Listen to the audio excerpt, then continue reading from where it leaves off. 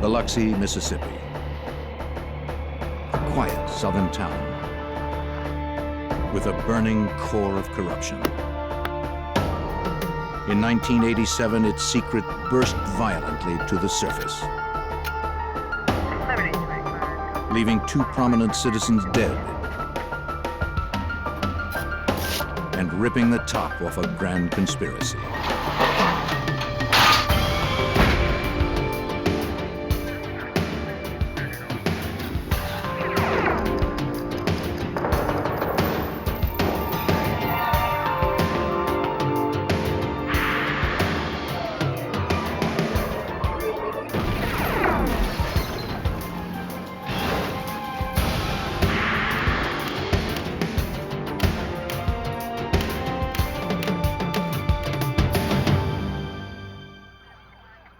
On Mississippi's Gulf Coast, a judge and his politician wife are murdered in their home. The killer left few clues. It looked like a professional hit, and the investigation led nowhere. But the FBI refused to give up. I'm Jim Kallstrom, former head of the FBI's New York office. Until we could prove that federal laws had been broken, our hands were tied. It would take years to break the conspiracy of silence and reveal the tangled tale of corruption.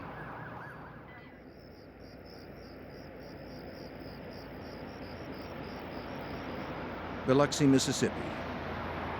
Monday, September 14th, 1987. It was a typically warm summer night in this quiet Gulf Coast town. The workday was over, and most residents had retreated to the tranquility of their homes. Like most of their neighbors, State Circuit Court Judge Vincent Sherry and his wife Margaret were unwinding after a long day. Vincent Sherry was a prominent judge in Biloxi. Margaret was making plans to run for mayor.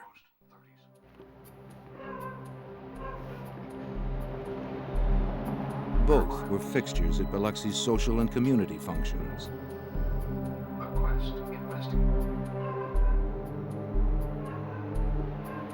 They were a happy couple who had raised 3 grown children.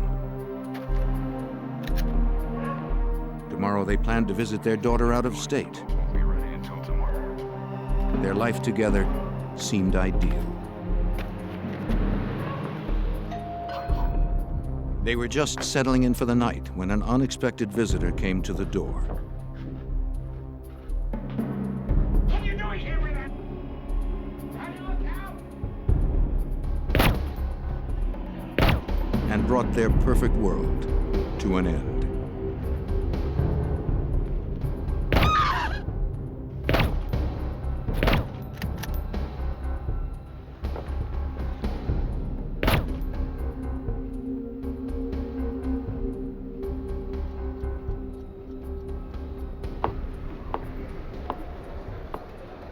The Sherrys were supposed to be with their daughter, so no one realized anything was wrong until 2 days later when the judge failed to show up in court on Wednesday, September 16th.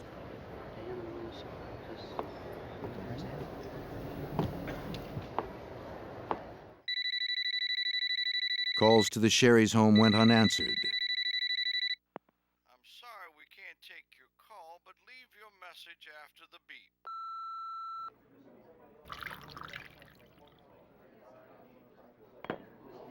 His colleagues at the court phoned Pete Halat, Vincent Sherry's friend and former law partner. Morning, Pete Halat. But he hadn't seen or heard from the judge either. Well, he's supposed to be in court. When did he leave? I don't know. All right, I'll send No, somebody wait, else. you let me call him at home and I'll figure out where he is. All right.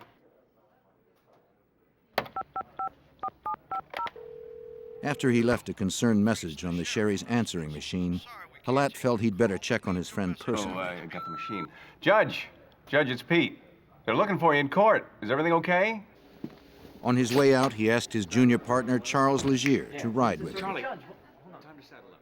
And I need some help, so let's go. Listen, I'll give you a call back, okay? Yeah, bye-bye. I figure if we go together, the two of us. As they drove, Legier tried to make conversation. Finding out from lawyers. Halat seemed distant, perhaps concerned about the judge.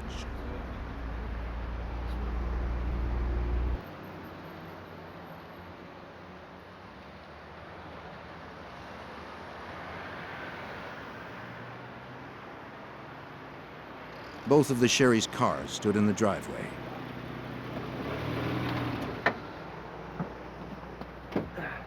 Well, the car's here.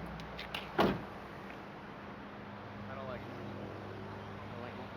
Well, his car's here. He's supposed to be in court. Halat asked Legier to go to the house, while he asked a neighbor if she'd seen the couple. Just go ahead.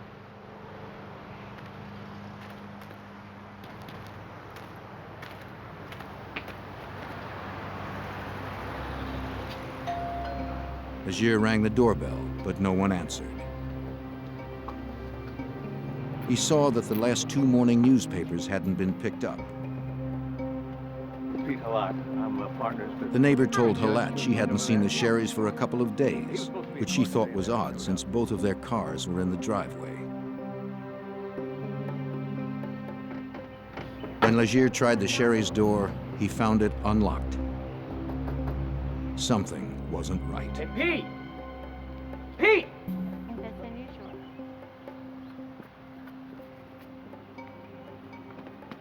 Yeah, I was just knocking on it and the door opened up. Halat, concerned by the open door, cautiously stepped inside.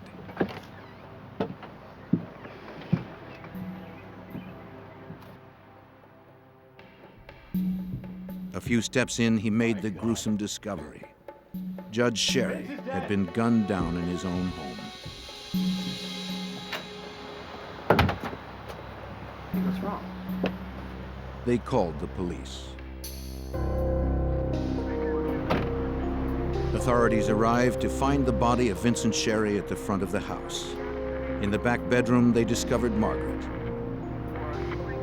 Because the couple was so prominent, the murder investigation became top priority. Detectives contacted the FBI's Biloxi field office. Though the FBI would not yet be officially involved, they offered the use of their agents and forensic laboratory.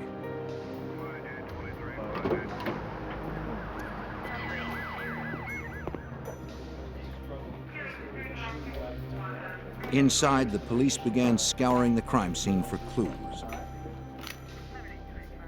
They conducted blood spatter analysis to determine projectile angles. If they could figure out where the murderer had stood when he fired the shots, they might be able to reconstruct the crime. Okay. Inspector Robert Burris, a crime technician with the Biloxi Police Department, helped process the scene. He discovered a possible clue in the den. There was blood trailing from his feet, actually going down between his legs a little ways, back to where he was laying. There was blood spatter on a double sliding glass door that was right beyond his head. And further examination in this room, I found some small pieces of foam rubber. Burris didn't see where the foam rubber could have come from. 3 shell casings, want to get those? A search of the house led him to one conclusion. Now this foam rubber had to have been brought into the house. We examined every piece of material in this house, in every room of the house, all pillows, mattresses, everything else. There's no foam rubber tore up in this house. It was brought into the house. It does have gunshot residue on it. And basically about the only way it can get there is for a bullet to be fired through it. For Burris, the significance of the foam rubber was obvious. The killer had used a homemade silencer. Investigators dusted for fingerprints, but found none of any value. They found 9 spent .22 caliber shell casings from a semi-automatic pistol, as well as the bullets used to murder the Sherrys. The position of the shells indicated that the shots had been fired in rapid succession. But most striking was how well the killer had covered his tracks. Nothing at the scene pointed to the killer's identity. He did his job well, and his mission was clear. The lack of evidence in this house, such as items stolen, a struggle occurring, the absence of forced entry, no ransacking going on in the house whatsoever. A person came there for one thing, that was to kill the two Sherrys. Special Agent Keith Bell from the Biloxi FBI field office agreed that this was a professional job. The Sherrys had been assassinated. The crime scene appeared to be very limited as far as evidence remaining, which meant it was well planned, well executed, and professionally done. A small caliber weapon had been used. The foam rubber indicated that perhaps a silencer had also been used, and the Sherrys had been shot in the head, so it seemed to be a very professional job. A multi-agency task force was assembled with Special Agent Keith Bell among its members. Investigators would spend days processing the crime scene.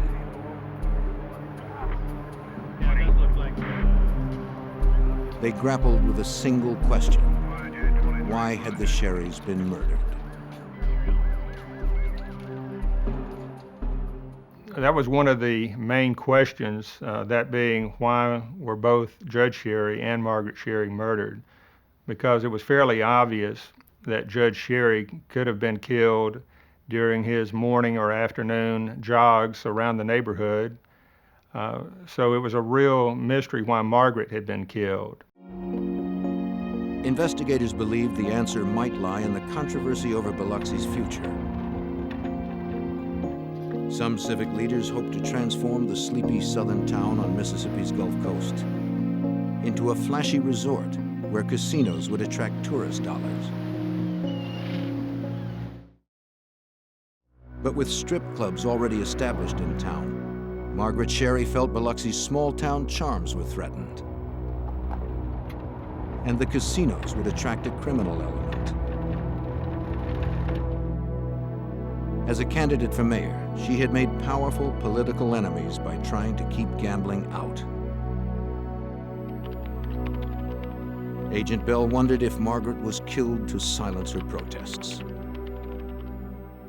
Margaret had been so outspoken politically in the community. She was known to be anti-gambling. And if elected mayor in 1989, she had planned to close down the remaining strip clubs in Biloxi. So there was always the possibility that she might have been the target, rather than Judge Sherry.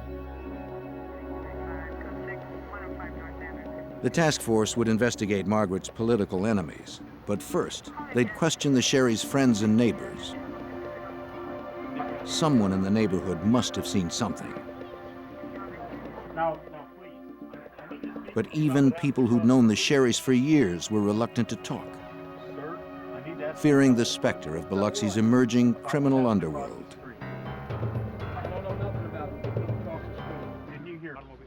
The Sherry murders brought a dark cloud over the city of Biloxi. Many of the citizens in Biloxi were afraid to openly express their opinions. They saw that Margaret Sherry, who had been quite vocal and quite outspoken in political circles, had ended up dead, as had her prominent husband, Judge Sherry. So many citizens after these murders were hesitant even to be interviewed by FBI agents or by local police officers because they basically did not want their names tied into anything to do with this case. If people wouldn't talk to the authorities, perhaps they would talk to Lynn Sposito, the Sherry's daughter. After being notified of her parents' murders, Lynn rushed to Biloxi from her home in North Carolina. Determined to find justice, she questioned everyone in the neighborhood. One family friend gave her a crucial piece of information. He described a suspicious car and driver in the neighborhood on the night of the murders.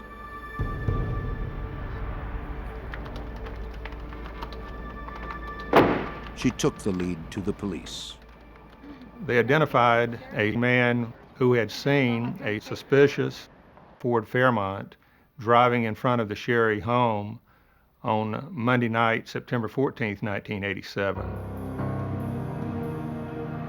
Investigators tried to determine the identity of the driver based on the witness's description. Their search came up empty. But a few days later, not far from the Sherry's home, investigators found an abandoned car, a Ford Fairmont. A check on the vehicle's identification number showed it had been reported stolen the day before the murders. Police also learned that the tags on the car were not registered to the car. Realizing that this vehicle was probably the killer's getaway car, investigators towed it to a police garage to examine it further. Somewhere in the car, they hoped to find a key to the killer's identity.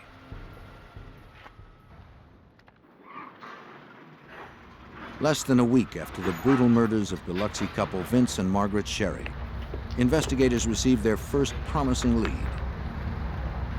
They recovered an abandoned car, matching the one witnesses described seeing the night of the murders. After contacting Agent Keith Bell about the discovery, investigators processed the car for clues. Inspector Robert Burris found something peculiar. I was processing this vehicle, and one of the things I noted, the dome light had been dismantled and the bulb taken out of it. In other words, if you open the door, you ain't got no light. Both of the sun visors were in the down position. Whether you're riding around daytime or nighttime, you ain't gonna be able to see the people's face in it very well. Investigators believed more than ever that this was the car used by the Sherry's killer.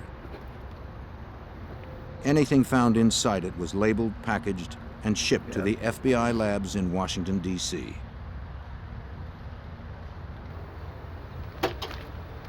But FBI lab examiners would find nothing of evidentiary value. After Agent Bell arrived, he examined the license tag more closely. He discovered it had its own story to tell. It was determined that the tag on the Ford Fairmont had been stolen from an abandoned vehicle in 1984, actually 3 years before these murders occurred. So what it meant was someone had removed the license plate, likely in 1984, had kept the license plate, and then when this major crime in the city of Biloxi was to occur, they pulled it off the shelf, so to speak.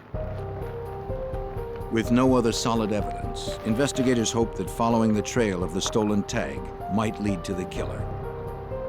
It was traced to an apartment complex where the original car had been abandoned 3 years earlier. Investigators contacted the apartment manager, who told them that prior to having the vehicle towed, he called a friend to come and strip it for parts. The manager's friend was a man that agents knew by name and reputation. Biloxi locksmith Lenny Sweatman. He was the last person to be seen near the car. Sweatman belonged to a loosely organized group of criminals the FBI was investigating in connection with another case. The group was known as the Dixie Mafia. FBI agent Keith Bell had connected the car used in the Sherry killings to Lenny Sweatman. Now, Bell wondered if the Dixie Mafia was linked to the Sherry murders.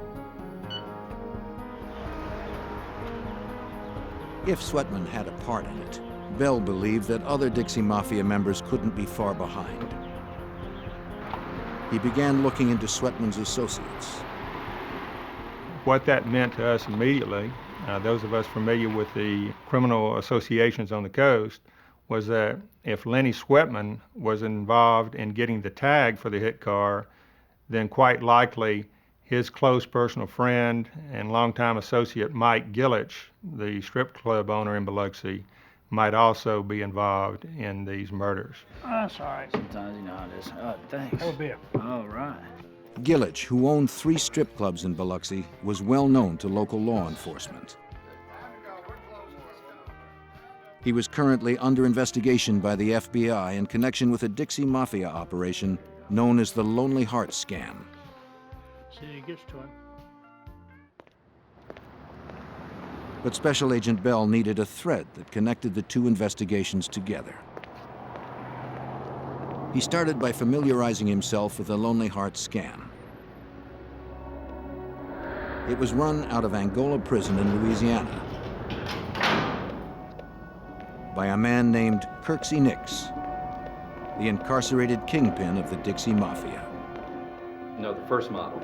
Nicks would run ads in gay magazines, asking for money to help fictional gay men get out of trouble with the law. Through the scam, Nicks was hoping to generate enough money to solve his own legal problems. He was serving a life sentence for murder. From his jail cell at Angola, he coordinated what we've been referring to as the homosexual scam, which generated hundreds of thousands of dollars from individuals around the country, as well as some people in Canada. With this money, he intended to buy his way out, or attempt to buy his way out, of his Louisiana prison sentence. Believing that they were helping gay men out of trouble, people who read the magazine ads would wire or mail money to a nearby Western Union. Nicks would then call his contact on the outside, Mike Gillich. Gillich would then dispatch his bagman to retrieve the money. Right. See you later. Gillich made sure that the scam money was distributed to Dixie Mafia members and safely stashed away for Kirsy Nicks. Take care. In the coming months, investigators developed more evidence in the Lonely Heart scam, but still had no direct link between these conspirators and the Sherry's killers. A year into the investigation, the murder case threatened to stall.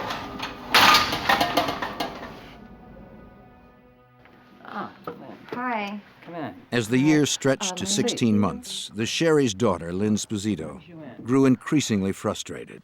You said on the phone that you've been looking. In January 1989, she hired a private investigator to rev up the inquest into her parents' murder. He said he could make out the man. And I'll give him a call, and I'll be on this case this afternoon. The family had wanted very much to have a quick resolution to the case, but by early 1989, there'd still been no arrest. And of course, at this point, the FBI had not formally entered the case. Nice to see you. Thank you for seeing The lack of me. official FBI involvement hampered Bell's investigation. Lynn Pizito's hired me. So when the private investigator paid him a visit, Bell welcomed his assistants, hoping they could share information. The two were old acquaintances from the private investigator's days in law enforcement. Since Agent Bell was unable to act officially, the private investigator would pursue a lead that looked promising. He would interview another Angola inmate. The private investigator and Bell hoped the inmate at Angola could finally link the Lonely Heart scam and the Sherry murders.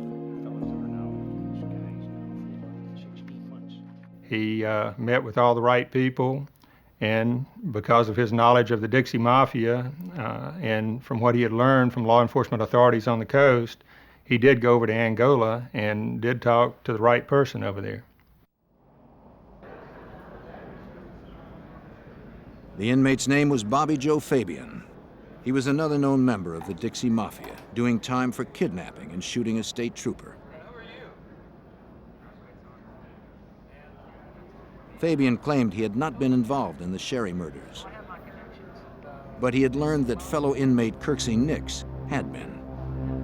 Fabian told the private investigator that Nicks had had Judge Sherry killed because Sherry had allegedly stolen money from Nicks's Lonely Heart scam. That wasn't all. He said Nicks had been told of the theft by none other than Pete Halat, Sherry's former law partner.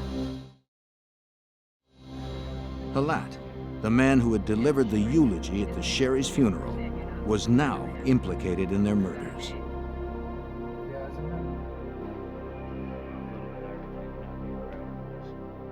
Halat officially represented Nicks on legal matters, but Fabian said Halat's role in the Lonely Heart scam was criminal, not legal. Halat was one of the people receiving money from Nicks for safekeeping through Mike Gillich's bagman. don't forget to pick up next week at the other place. And the ties between the outlaw and the lawyer went deep. Kirsy Nicks' girlfriend and accomplice, Lorraine Sharp, worked in Halat's office.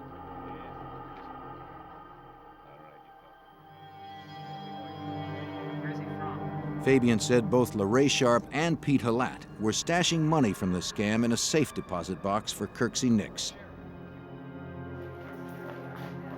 And he said the amount had reached 6 figures. Thanks to Fabian, the link between the murders and the Lonely Heart scam had been made. And not only had Fabian given investigators a possible motive for the killings, he was also able to supply the name of the alleged hitman, an ex-con named John Ransom, who was believed to be living in Georgia.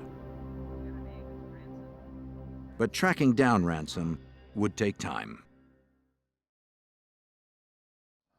Anytime law enforcement people get together and start talking about notorious Dixie Mafia members, John Ransom comes up quite early in the conversation.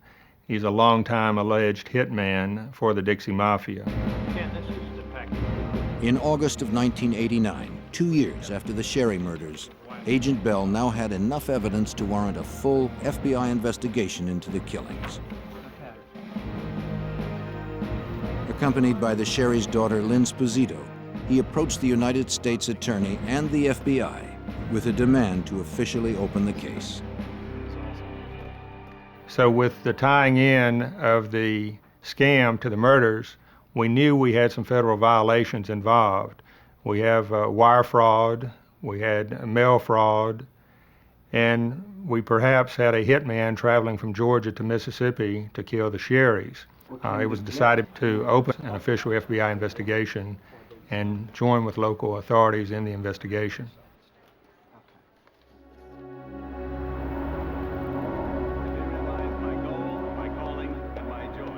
By now, however, suspect Pete Halat, Judge Sherry's former law partner, had been elected mayor of Biloxi. With a key suspect in such a high position, investigators encountered new roadblocks. It became very difficult for the FBI to share all of its information with the local authorities. We are not saying that the local police were corrupt. What we are saying is that Mayor Halat put his own people in as Director of Public Safety and as Police Chief, so we were somewhat circumspect on what we shared with local authorities during that time period. In August of 1989, as investigators attempted to unravel the truth about the Sherry's murders, informant Bobby Joe Fabian made a surprise move. He told his story about the Sherry murders to the TV news. Fabian hoped that by bringing attention to himself, Kirsy Nicks would be less likely to have him killed for cooperating with authorities. Along with the report, the station broadcast a mugshot of John Ransom, the alleged hitman in the Sherry case. When Charles Legier, Pete Halat's junior partner, saw the photo, it surprised him. He recalled seeing Ransom outside the Sherry Halat law offices a few weeks before the murders.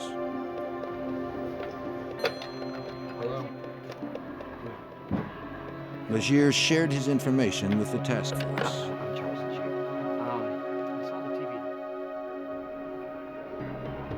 Major Randy Cook of the Harrison County Sheriff's Department took Legier's statement.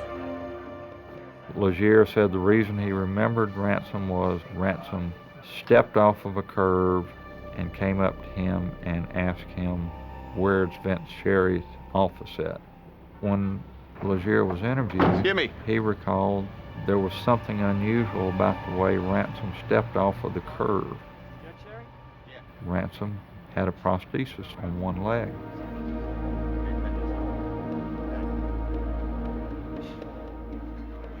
Investigators learned that Ransom was now in a Georgia prison, serving time for another murder. When questioned about the Sherry murders, he refused to cooperate. As Cook further questioned Legier about the day he and Halat had found the bodies, an important detail emerged. Legier remembered that Halat had walked into the Sherry's living room, seen Judge Sherry's body, and said, "Vince and Margaret are dead." Cook relayed this to Agent Bell. What was interesting was that Margaret's body was in the far back bedroom of the residence, and according to Chuck Legier, Pete Halat did not have time other than to briefly enter the front of the house and would have no way of knowing that Margaret's body was also in the very back bedroom. In October of 1989, 2 years after the murders, Agent Bell knew Halat was involved, but he still lacked enough evidence for an arrest. Even so, he felt it was time to confront Mayor Halat. It would be a quiet warning, man to man. And I let Mayor Halat know that I thought his knowledge of the Sherry murders was much greater than what he had shared with law enforcement authorities up to that point. And I recall also telling him that the FBI would continue working on this case until it was totally solved. My recollection is he smiled and did not have much else to say. As a lawyer, Halat knew Bell would need more concrete evidence in order to secure a conviction. What he likely didn't realize was the depth of Bell's commitment to bring him to justice.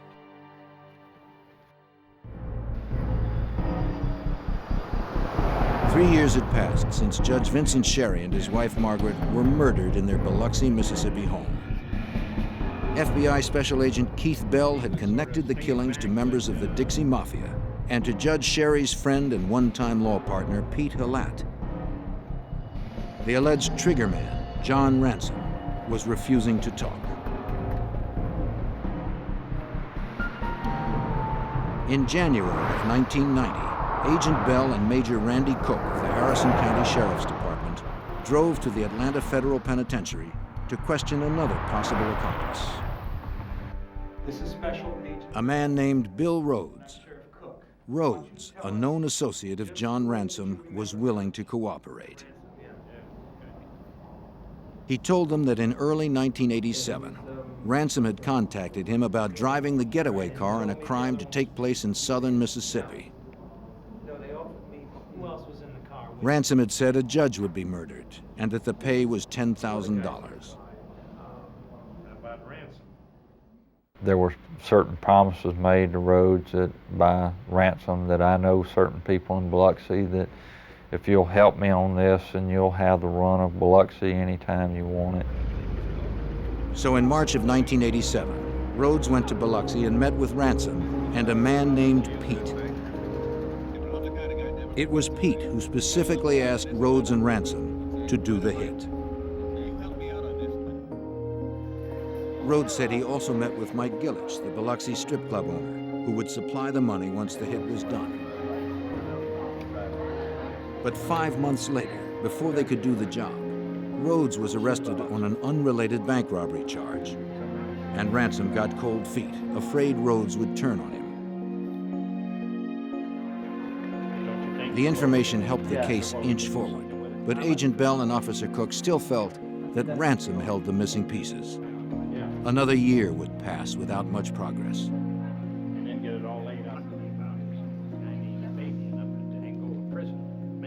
In late 1990, the investigators went to the Bostick Correctional Institute in Georgia, where Ransom was serving time. Finally, Ransom agreed to talk.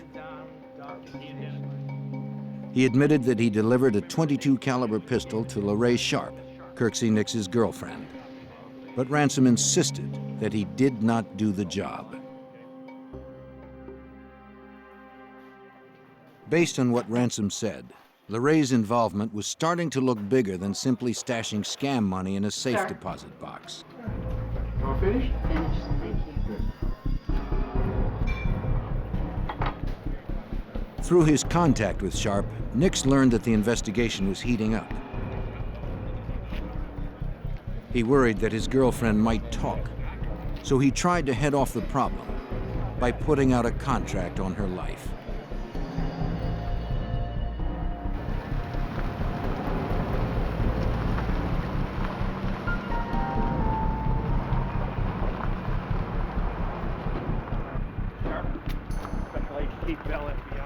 But in late 1990, Agent Bell arrested her for her participation in the murders, inadvertently saving her from Nicks's gunman.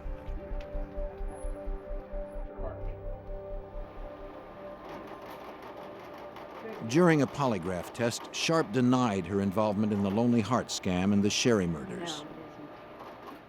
But the machine called her bluff. When Bell and his team added her statements to their existing stacks of evidence, they were ready to bring indictments against several key players. Mike Gillich, John Ransom, LaRae Sharp, and Kirsy Nicks were charged as conspirators in the Sherry murders. Notably missing from the list was Pete Halat. The case against Halat would have to wait until they had enough evidence for a murder conviction. For now, the FBI would look to convict the others on conspiracy to commit murder. So many of the questions came up, why didn't y'all indict Pete Halat early on when you indicted everybody else? Well, at the time, we didn't have the hard evidence that you would have to arrest a mayor and prosecute him. The conspiracy trial produced several key witnesses that would help investigators piece together the complex scheme. Mr. Gant, you stated that all these people here murdered. Robbie Gant, Gillich's bagman for the Lonely Heart scam, testified for the prosecution. His testimony helped prosecutors link the Sherry murders to the scam.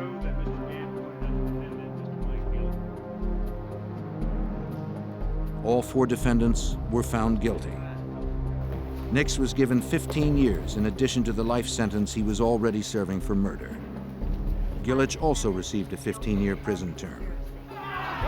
Ransom got 10 years, and LaRae Sharp 1. I'll pay you for it. Get your hands on order in the court.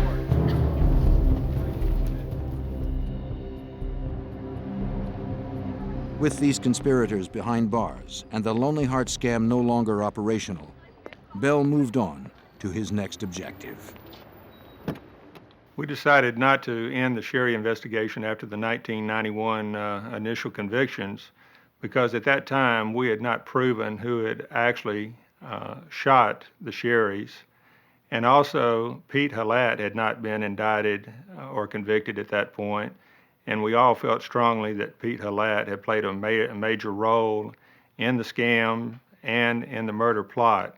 So we were determined to continue the investigation to see if we could get enough evidence to indict and convict Mr. Halat and the actual shooter. In late July of 1992, Agent Bell got the break he was looking for. Following the conspiracy trial, Mike Gillich was desperate to find a way out of prison. He contacted one of his associates in Biloxi and asked him to approach Robbie Gant with an offer. Okay, well, whatever you say. Gant told Agent Bell about it. And the associate had offered Robbie Gant $20,000 if Gant would recant his testimony against Gillich and sign a false affidavit stating that he had been threatened by me to testify against Gillich, to testify falsely against Gillich. Gant agreed to wear a wire and get the offer from Gillich's accomplice on tape.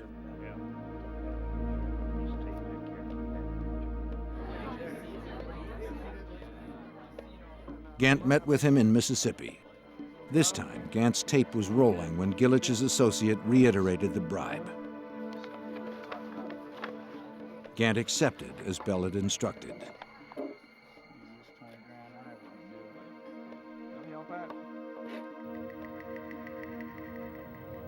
Now, Bell had the evidence he needed to turn up the heat on Gillich.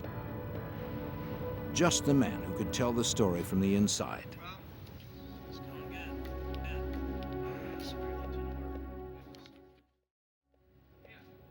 By 1993, 6 years after the double murder of Vince and Margaret Sherry, FBI agent Keith Bell had put 4 members of the Dixie Mafia behind bars. But he still had no formal murder convictions against those involved. And Mayor Pete Halat, the suspected mastermind of the case, was still free and running the city of Biloxi. In fact, the year before, Mayor Halat had broken ground on the city's first big casino. The victory for our town and our people. The press still hounded Halat about his involvement in the Sherry murders, but he remained adamant about his innocence.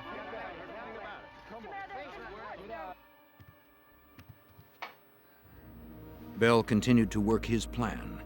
He used the bribe Robert Gant had recorded on tape to level another charge against Mike Gillich, already in jail. Now Bell indicted Gillich for witness bribery and witness tampering for trying to buy off Gant.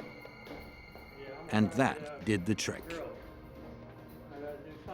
No doubt the most important turning point was in October of 1993 when Mike Gillich finally decided to cooperate and tell the story of this whole case from an insider's point of view. And that's what really allowed us to bring final resolution to this investigation. After the years of painstaking work Bell had spent on the case, it was a satisfying moment. Finally, it seemed his patience and ingenuity were paying off. Gillich was in no hurry to accrue more jail time. Bell's relentless pressure had persuaded him to cut a deal before the bribery trial even began. The Dixie Mafia member would tell what he knew about the murders. Maybe now, Bell could get the convictions he knew were long overdue.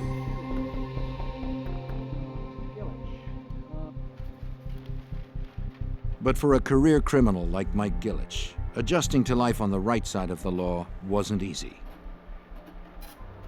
At first, he tried to bluff his way out.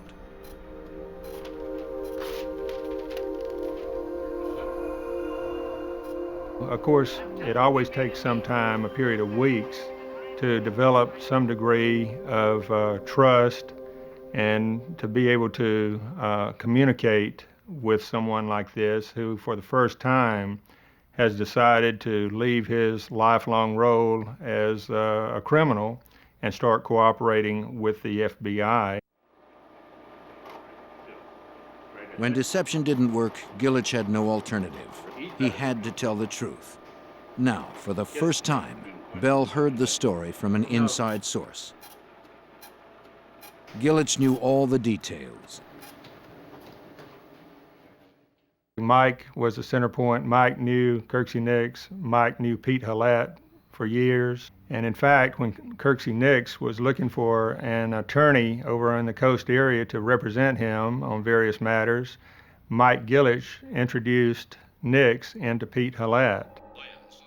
He confirmed that Pete Halat was indeed behind the plan to murder the Sherrys, and that the plot grew directly out of the Lonely Heart scam of Angola prison inmate Kirsy Nicks.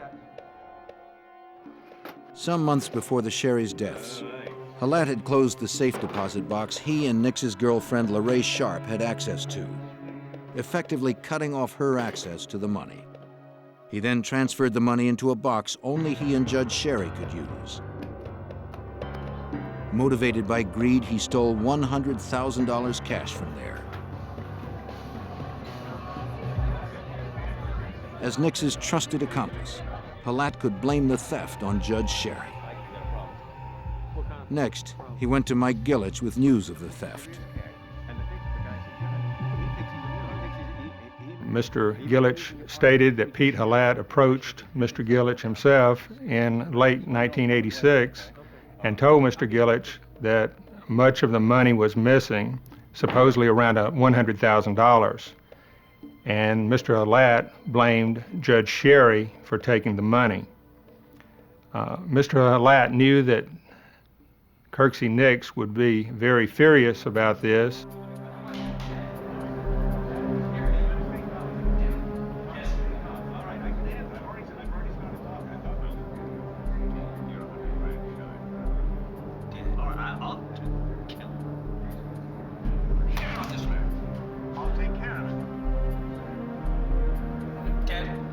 It is not known who ordered Margaret's death, but as a fierce opponent of corruption, she posed a threat to the underworld forces hoping to control Biloxi. With Margaret dead, Halat could be free to run the town. I got the contacts. I've already started the ball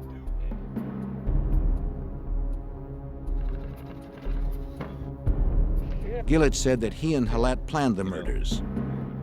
Ransom and Rhodes provided the murder weapon. But when they passed on doing the hit, Gillett found a replacement. A Texas-based petty criminal named Thomas Holcomb. Holcomb would be paid $20,000 to murder Judge Sherry and his wife. Gillett had also helped provide the car with the help of locksmith Lenny Sweatman.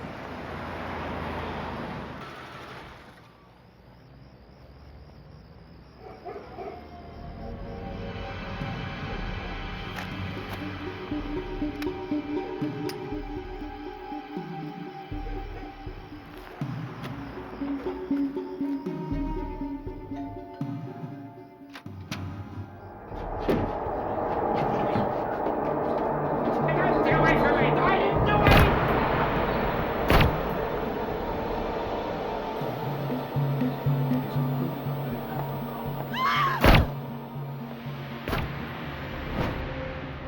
In October of 1996, agents arrested hitman Thomas Holcomb in Texas on murder charges. That same month also saw the arrest that Agent Bell had anticipated and worked 9 years to achieve. An innocent man, and you're gonna put the cuffs on me? Let me read you your rights. The arrest of Pete Halat for the murders of the Sherrys. You can, anything you say can and will be held against you.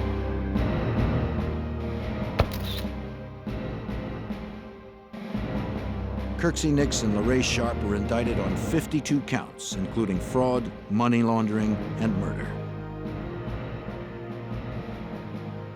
Halat was tried and convicted in the summer of 1997, a full decade after the crimes were committed.